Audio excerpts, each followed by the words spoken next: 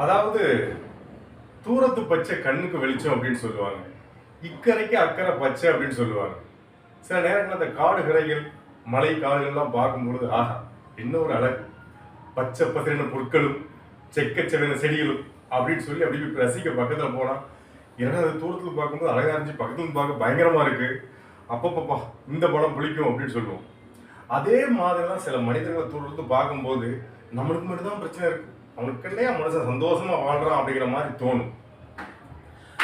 புது வீடு, புது காரு, புது மனைவி, கலக்குறீங்க, கலக்குங்க அப்படிம்போம். பக்கத்துல போய் பார்க்கும்போது அந்த மனுஷனுக்கு பல பிரச்சனை இருக்கும். நான் பார்த்தோம், ஐயா இதுக்கு நான் எவ்வளவோ பரவாயில்ல போல் இருக்கு, என்ன பாசம் உங்க குழப்பம் இப்படி இருக்கு வட்டா அப்படின்ட்டு கிளம்புவோம். அதாவது மனித வாழ்க்கையில பிரச்சனை இல்லாத மனிதர்களே கிடையாது. எல்லா மனிதனுக்கும் பிரச்சனை இருக்கு. ஆனா வெவ்வேறு வடிவங்கள் இருக்கு. ஆனா எல்லா மனுஷனுக்கும் பிரச்சனை இருக்குன்னு சொன்ன உடனே மனசு கொஞ்சம் நிம்மதியா இருக்குவேன்.